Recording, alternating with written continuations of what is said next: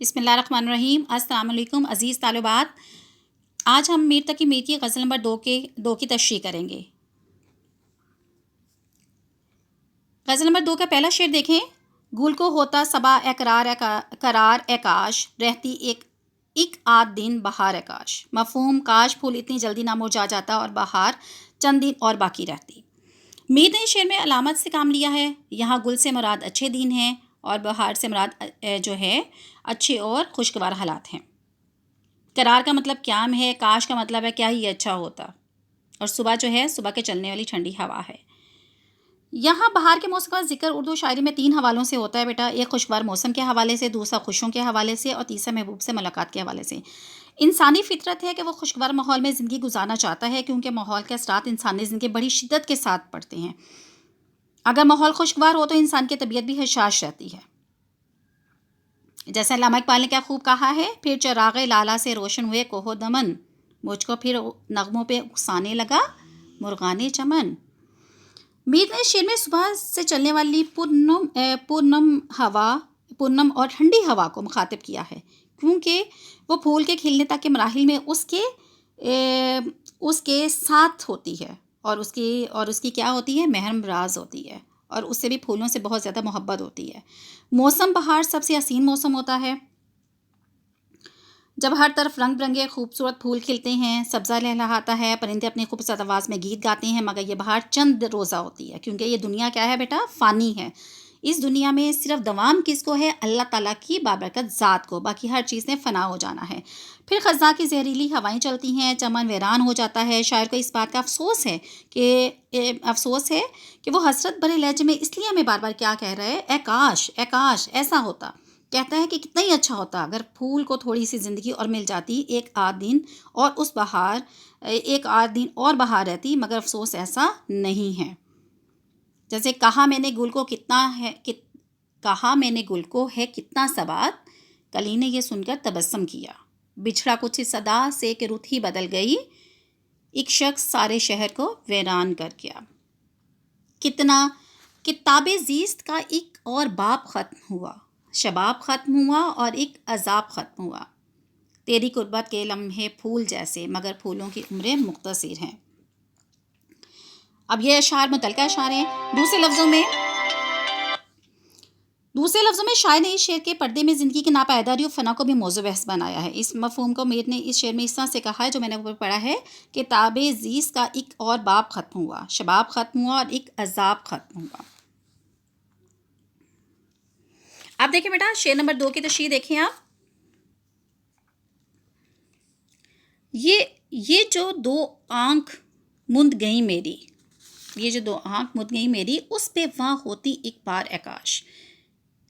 اب اس میں اس کا مفہوم کیا ہے، میری آنکھیں جو ہمیشہ کے لیے بند ہو گئی ہیں، کاش آخری بار محبوب کو دیکھ سکتے۔ اہم نکات اس کے بیٹا دیکھیں، عشق حقیقی اور عشق مجازی معنوں میں ہے، محبوب سے ملنا ہے، ٹھیک ہے۔ اس کے بعد مندنا اور آنکھیں وہاں ہونا ہے، اس میں سنت تضاد جو ہے، مندنا اور آنکھیں وہاں ہونا جو ہے سنت تضاد ہے۔ حسرت دید کی مؤثر تصویر ہیں، ٹھیک ہے۔ اب اس میں شاید جو آنکھیں مجھ جانا ہوتا ہے، آنکھیں بند ہو جانا، ٹھیک ہے، موت آ جانا، اور وہاں ہونا ہوتا ہے اس پہ کھلنا۔ اب میر کا یہ شعر جو ہے عشق حقیقی اور عشق مجازی ہر دو کیفیت کا اظہار کر رہا ہے۔ اس میں ایک عاشق صادق کی کہ یہ دلی خواہش ہوتی ہے کہ موت سے پہلے محبوب کا دیدار کر لے، ایک بار تو وصل نصیب ہو۔ اہل تصوف کے ہاں ذات باری کے دیدار کے لیے عمر بھر ریاضت کی جاتی ہے، اور اسی امید پر زندگی بہت بیت جاتی ہے، جبکہ عشق مجازی میں محبوب کی سنگ دلی اور بے رخی حد سے بڑھ جاتی ہے۔ بیٹا یہاں دیکھیں عزیز طلبات کے یہاں پہ ہم روایتی شاعری والے جو ہے عاشق جو وہ کیا ہے، ظلم و ستم سہ رہا ہے، اور محبوب کیا ہے، ناز نخرے اٹھا رہا ہے، بے رخی مرتبہ ہے، بے وفائی کر رہا ہے، لیکن جو عاشق ہے ساری زندگی اپنے زبان پر اس کے لیے اف تک نہیں کرتا، ٹھیک ہے۔ اب یہاں پہ دیکھیں کہ ایسے ہی وہ نہایت حسرت سے اس آرزو کا اظہار کرتا ہے کہ کاش کچھ مدت اور مل جاتی، کچھ وقت آنکھیں کھلی رہتی اور میں اپنے محبوب کا دیدار کر لیتا۔ اسے یقین ہے کہ جس محبوب نے عمر بھر اس سے بے وفائی کی ہے، وہ میری موت کے بعد ضرور آئے گا۔ کیا ہی اچھا ہوتا اگر اس کی یہ آمد شاعر کی زندگی میں ہی ہو جاتی، ٹھیک ہے۔ اور اس شعر میں شاعر نے مندنا اور آنکھیں بند ہونا کیا کیا ہے، سنت تضاد کا بہت خوبصورت استعمال کیا ہے، جس سے شعر کے حسن میں اضافہ ہو گیا ہے۔ اور میر کا یہ شعر حسرت دید کی ایک مؤثر تصویر ہے کہ وصال تو خواب ہی رہا، دی بھی نہ ہو سکی. ایک اور شاعر نے بھی اس خیال میں کہا ہے. دیکھیں یہاں پہ کہ کبھی اے حقیقت منتظر نظر آ لباس مجاز میں کہ ہزاروں سجدے تڑپ رہے ہیں میری جبین نیاز میں. آرزو ہے کہ رہے دیہان تیرا تا دم مرگ، شک تیری نظر آئے مجھے جب آئے اجل. قیامت کی آئے گی جب ساعت دی سے اپنی بہرہ مر فرما. قہر و رحمت پہ قادر اے استار، میرا مقصد ہے بس تیرا جلوہ. دیکھیں اس میں بھی بار بار جو ہمیں ہر شاعر ہے اس کا موقف کیا ہے کہ صرف محبوب کا دیدار. ٹھیک ہے، اس طرح سے بیٹھے دیکھیں شعر نمبر 3 کی تشریح.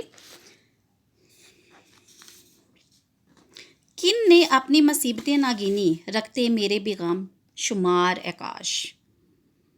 مفہوم دیکھیں بیٹا اس کا. دنیا میں ہر شخص نے اپنی مصیبتوں کا ذکر کیا ہے کہ وہ کم تھیں، جبکہ ہمارے دکھ اس لیے بیان سے باہر تھے کہ وہ بے شمار تھے.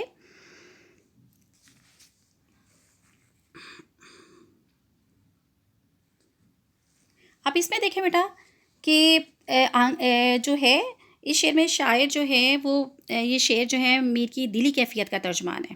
اس میں داخلیت کا بھی عنصر پایا جاتا ہے. ٹھیک ہے، بچپن میں یتیم ہو گئے، بھائی اور ماموں نے برا سلوک کیا، خاندان سے نکلے، عشق میں مبتلا ہوئے، محبوب نے بھی بے رخی اختیار کی، تلاش معاش میں لکھنؤ اور کلکتہ گئے، ناکامی اور معاشی بدحالی نے قانونیت پیدا کی، اس لیے حسرت و یاس، سوز و گداس اور غم و غصہ ان کی فطرت بن گیا تھا، اور آہذاری اور پیار ان کا شعار ٹھہرا.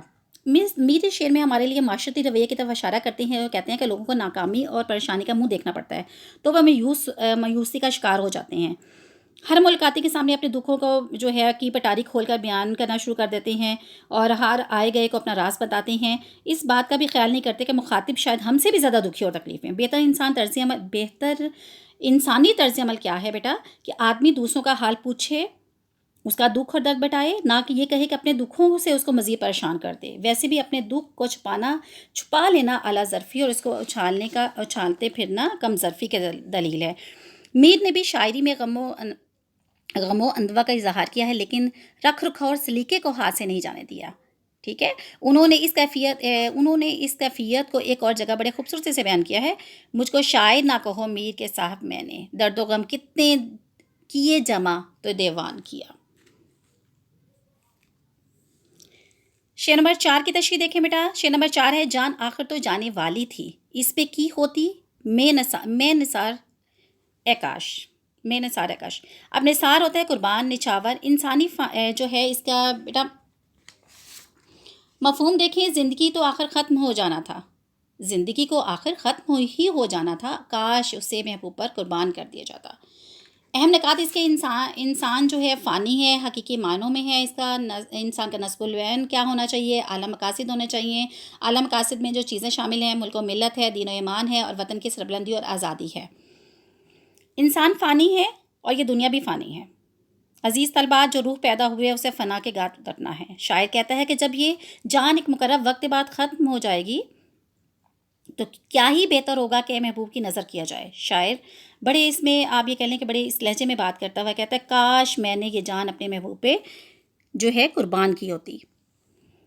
میرے کو اس شعر کا تعلق عشق حقیقت سے بھی ہے، اس لیے کہ جب ایک دن اس زندگی کو ختم ہی ہونا ہے تو جو ہے جان جس کی دی ہوئی ہے اسی پر نثار کیا ہوتا تو کیا ہی بہتر ہوتا. یہ شہادت کی تمنا کا دوسرا نام ہے. غالب نے بھی اس بارے میں کیا خوب کہا ہے، جان دی ہوئی اسی کی تھی، حق تو یہ ہے کہ حق ادا نہ ہوا. ملک و ملت، دین و دنیا اور وطن کی سربلندی اور آزادی جیسے مقاصد کے لیے جان دینا دراصل ایک بہت بڑے مقصد کے لیے معمولی قربانی ہے. کسی شاعر نے اس کے بارے میں کیا خوب کہا ہے کہ ہمارے پاس کیا ہے جو کریں فدا تجھ پر، ہمارے پاس کیا ہے جو کریں فدا تجھ پر، مگر یہ زندگی مستعار رکھتے ہیں. ٹھیک ہے، اب رسول صلی اللہ علیہ وسلم نے بھی اس بارے میں کیا ارشاد فرمایا ہے کہ اللہ کے راستے پر جان دینا سب سے بہترین عمل ہے. اور قرآن مجید میں کیا ہے، جو لوگ اللہ کی راہ میں قتل ہو جائیں انہیں مردہ مت کہو، وہ زندہ ہیں اور اپنے رب کی بارگاہ سے رزق حاصل کرتے ہیں، لیکن تمہیں ان کی زندگی کا شعور نہیں ہے. اب دیکھیں بیٹا شعر نمبر 5 کی تشریح. شعر نمبر 5 ہے ہمارا. اس میں راہ سخن نکلتی تھی شعر ہوتا تیرا شعار اے کاش. راخِ سخن بات چیت کا موقع، رابطے اور قربت کا بہانہ. شعار کا مطلب تھا طریقہ یا عادت. مفہوم اس ہے کاش وہ مجھے اشعار سے لگاؤ رکھتا اور انہیں سمجھ سکتا، اس طرح میں اپنے دل کی بات اشعار کے ذریعے اسے بتا سکتا تھا. اہم نکات میں انسان کی سماجی زندگی، گفتگو انسان کی سب سے اہم دنیاوی ضرورت. صورت مہمان میں ذکر کیا گیا، شاعر محبوب اور اس کے درمیان تعلقات کا وسیلہ بنتی ہے. تشریح میں دیکھیں بیٹا کہ اب جو ہے محبوب سے ملاقات اور بات چیت جو ہے محب کی ایک بہت بڑی تمنا جو ہے، محبوب کی بہت بڑی تمنا اور حسرت ہوتی ہے، اور اسے ملنے کے سو بہانے تراشتا ہے. ایک یہ بھی اندازہ ہے کہ کاش تمہیں شعر و شاعری سے دلچسپی ہوتی اور تم شاعر ہوتے تو اس بہانے ہم نہ صرف مل سکتے تھے بلکہ اپنے جذبات کا اظہار بھی کر لیتے، ایک دوسرے کو سمجھ لیتے. آپ شعر کہتے، میں اس کی جو ہے اس کو داد دیتا، اور یوں میری قدردانی ہوتی، تیرے دل تک راہ ملتی. اگر ذوق شعر بھی ہوتا تو بھی میں آپ کے حسن و جمال کی تعریف کرتا تو تم خوش ہوتے اور میری تمنا بڑھاتی. اب یہاں شاعر جو ہے اپنی کیا بات کر رہا ہے کہ اپنی بات کے اس طرح سے جو ہے کس طرح سے وہ اپنی بات جو ہے محبوب تک پہنچا سکتا ہے، اپنی خواہش ظاہر کر سکتا ہے، اور اس کا طریقہ کیا ہوتا کہ ایک تعلق جو ہے میرا شعر کہنے کی وجہ سے اس کے ساتھ، میرے محبوب کے ساتھ تعلق بن جاتا. ٹھیک ہے. ایک شہر صدا سینے میں آباد ہے، لیکن ایک عالم خاموش ہے جس سمت نظر آئے. میں کچھ نہ کہوں اور یہ چاہوں کہ میری بات خوشبو کی طرح اڑ کر تیرے دل میں اتر جائے. فلسفہ اور شعر کی اور حقیقت ہے کیا؟ حرف تمنا ہے جسے کہہ نہ سکے روبرو. شعر نمبر 6 دیکھیں بیٹا. شش جہت اب تو تنگ ہے ہم پر، اس سے ہوتے نہ ہم دو چار اے کاش. اب دیکھیں شش جہت ہوتا ہے 6 اطراف، ہمارے 4 اطراف ہیں تو اوپر نیچے کے اطراف کے 6، یعنی کہ دائیں بائیں اوپر نیچے آگے پیچھے مراد پوری کائنات ہے. 2 4 ہونا واسطہ پڑھنا. یہاں پہ دیکھیں کہ اس کا مفہوم کیا ہے اس شعر کا، کہ کائنات ہمارے لیے قید خانہ بن گئی ہے. کاش ہمارا محبوب ہم سے یعنی کاش ہمارا جو ہے محبوب سے سامنا نہ ہوا ہوتا.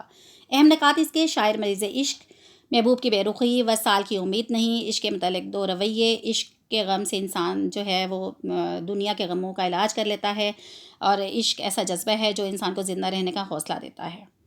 اب دیکھیں شاعر مریض عشق ہے، اسے کسی طور بھی قرار نہیں. ایک طرف محبوب کی بے رخی ہے، وصال کی امید نہیں، سکون لوٹ چکا ہے، عاشق اپنوں کی نظر میں گر چکا ہے، رقیبوں کی رقابت نے اور لوگوں کے رویے نے اسے بہت محرومیوں کا اور مایوسیوں کا جو ہے ہر طرف اس کے سائے منڈلاتے رہتے ہیں. اور اس طرح عاشقی پر ساری دنیا تاریک ہو چکی ہے، اس طرح جو عاشق پر ساری دنیا تاریک ہو چکی ہے. اب اسے بار بار خیال آ رہا ہے کہ اگر اس کا یہی نتیجہ نکلنا تھا تو افسوس کے راہ عشق نہ کرتے، نہ محبوب کو اپنا بناتے، نہ اس کی کچ ادائیوں سے دل پر چرخے لگتے، اور نہ سکون کی دنیا اجڑتی. یہ عشق نہیں آساں، بس اتنا سمجھ لیجئے، ایک آگ کا دریا ہے، ڈوب کے جانا ہے. بے اجل میر اب پڑا مرنا، عشق کرتے نہ اختیار اے کاش. دیکھیں اس میں جو شعر پڑھا ہے اس میں بھی ایسا ہی ہے، وہ کیا تمنا کر رہے ہیں، کاش ایسا ہوتا، میں اس چیز سے آشنا ہی نہ ہوا ہوتا. ٹھیک ہے. اور اس میں دیکھیں کہ اس میں کاش دنیا کے علامہ اسباب ہی نہ ہوتے، ہم ان سے بچے رہتے، اور اگر اس پر جو ہمیں جو ہے محبوب کی جو تمام جو ہمیں ظلم و ستم اور اس کے بے رخی کا سامنا کرنا پڑ رہا ہے وہ ہمیں نہ کرنا پڑتا. تو شاعر اس سے کیا کر رہا ہے، کہہ رہا ہے کہ اچھا ہی ہوتا اگر میرے ساتھ میں عشق کے معاملات میں نہ پڑتا.